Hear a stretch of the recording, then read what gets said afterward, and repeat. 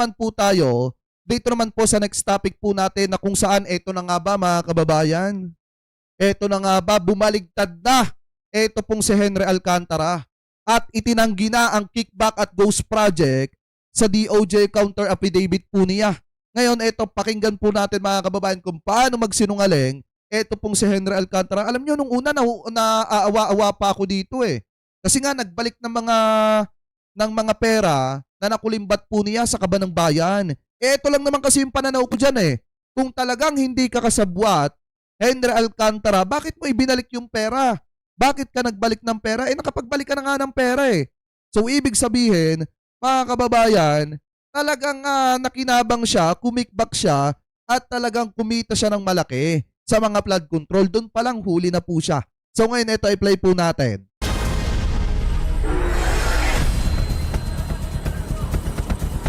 Matapos umamin sa kanyang papel sa multi-billion peso flood control corruption scandal, tila nagbago ang ihip ng hangin para sa isa sa tinaguriang BGC boy.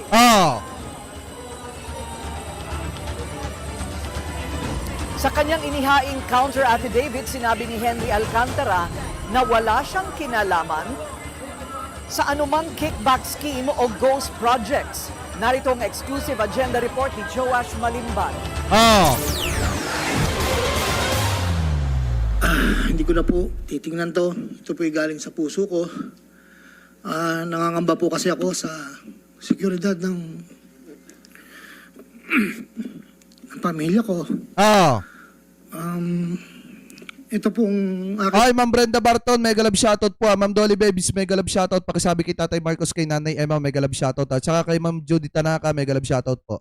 salaysay ay marami pong mga tao na mababanggit.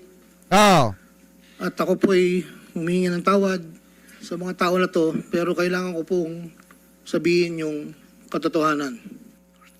Hinihiling ko lang po sa ating buting chairman. September 23, 2025, sa ating nang emosyonal na magsalita si former DPWH Bulacan District Engineer Henry Alcantara sa Senate Blue Ribbon Committee hearing. Dito niya inilahad sa pamamagitan ng isang sinumpaang salaysay ang umano'y kalakaran pagdating sa pagtanggap ng kickback sa mga proyekto. Tsaka mga kababayan, matindi po kasi dyan, inamin na po niya yan. Umamin na po siya at nagbalik po siya ng pera. So paano niya ngayon, sige pagpalagay natin, ngayon tumatanggi-tanggi na siya. So paano niya itatanggi yung mga perang ibinalik po niya?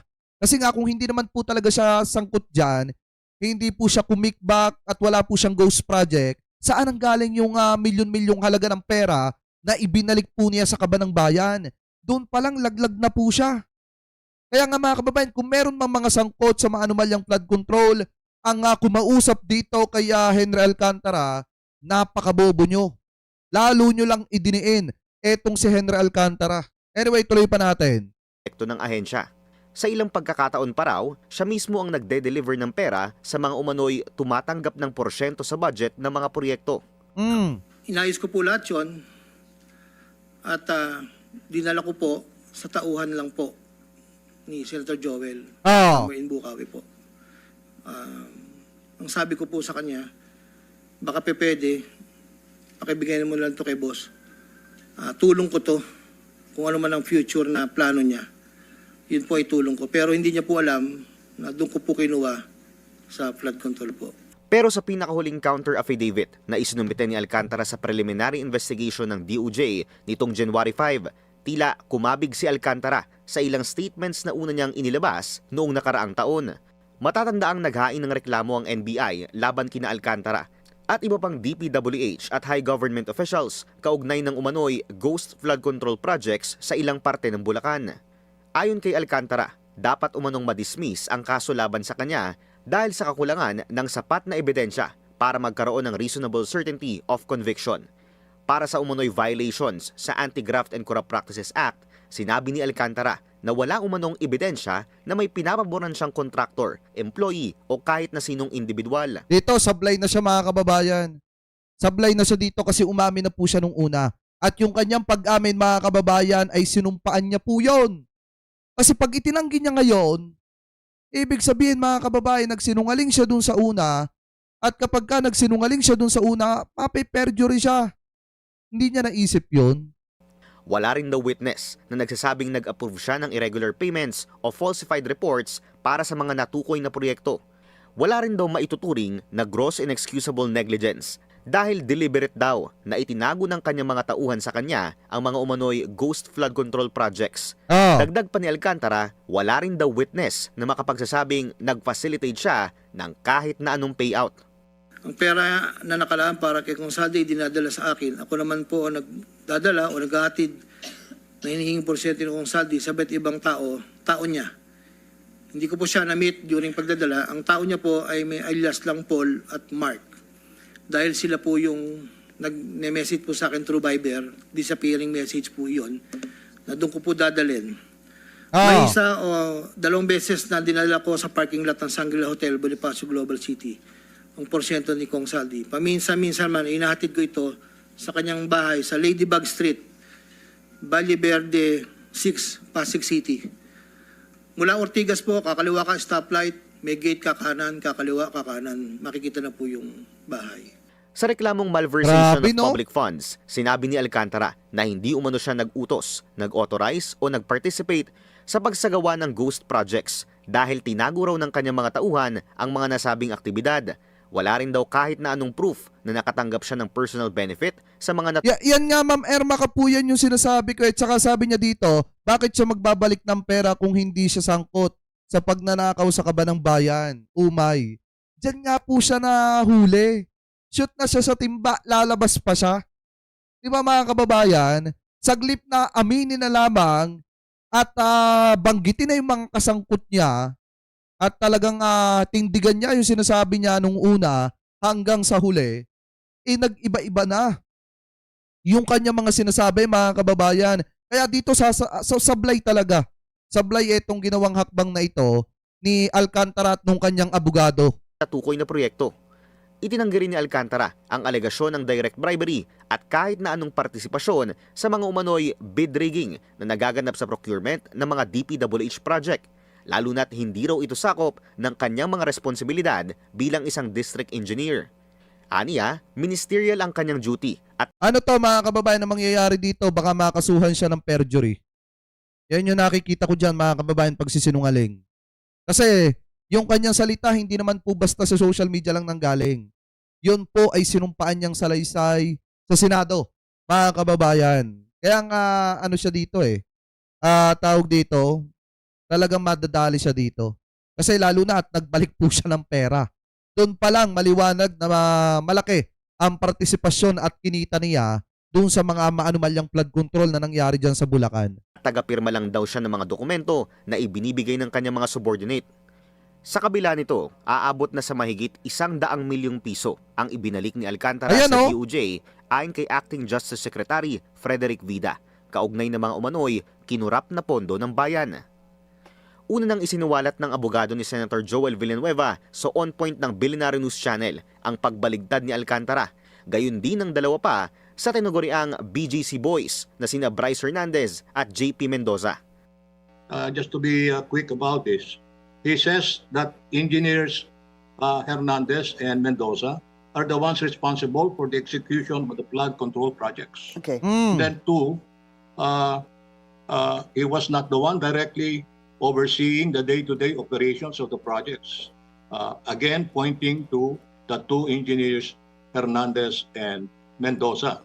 Moreover, and this is very telling as far as we are concerned, according to him, there has been no witness that he facilitated any payout. Okay? And then, therefore, he is in effect negating, virtually negating what he said that he did the payout. Two engineers are saying that this is Bryce Hernandez and the other one, JP Mendoza, that they are actually withdrawing the statements that they have given in connection with the case that is the subject of the preliminary investigation. For what reason? Because they have not been admitted, contrary to the undertaking of the Department of Justice officials, they have not been admitted to the witness protection program. Ayon sa DOJ, hindi raw muna sila magbibigay ng komento habang ongoing ang preliminary investigation nang hindi ma-preempt ang magiging findings ng prosecution panel. Para sa agenda, Laglag dito si mga kababayan. Laglag dito si Henry Alcantara. Sala-sala yung ginawa nilang to.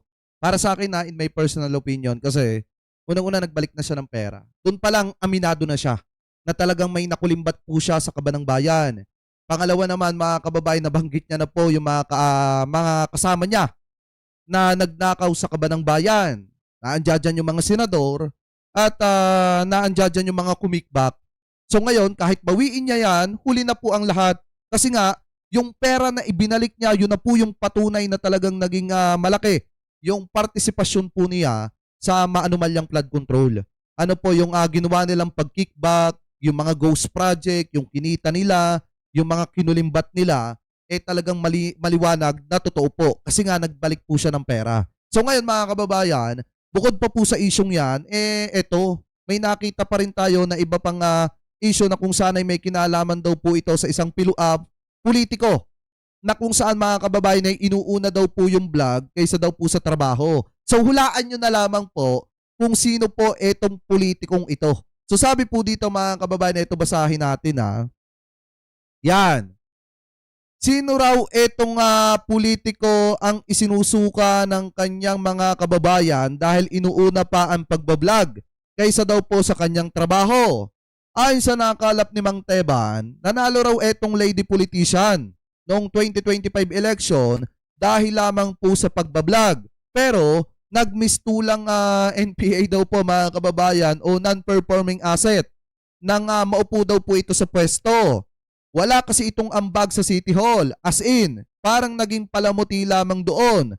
Kahit nakailang buwan na ito sa pwesto, hindi man lang daw po inaaral ang mga pasikot-sikot sa kanyang trabaho. As in, nagbubutas lamang daw po ng bangko. Ibig sabihin, nakababad sa kanyang upuan at walang ginagawa. Mas aktibo pa raw ang lady politician sa pagbablog kung saan ito ay nakilala sa kanilang bayan. Pwede sanang gamitin ang kanyang vlog sa pagpapakalat ng impormasyon. Hingil daw po sa mga ginagawa niya sa trabaho. Pero dahil bokya sa kanyang output, ibang topic daw po ang kanyang pinagkakaabalahan. Sabi pa dito, puro kaharutan at pakyut lang daw sa vlog etong lady politician. At kung minsan ay sinasama pa ang kanyang boyfriend sa walang katuturang vlog.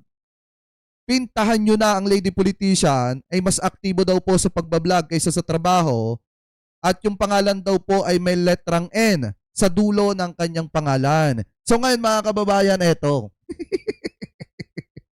Hulaan nyo kung sino yung binabanggit dyan na lady politician na inuuna pa daw po ang pagbablog kaysa daw po mga kababayan magtrabaho sa kanyang opisina bilang halal ng bayan, ng kanyang mga kababayan. So comment below na lamang po mga kababayan kung ano po masasabi nyo.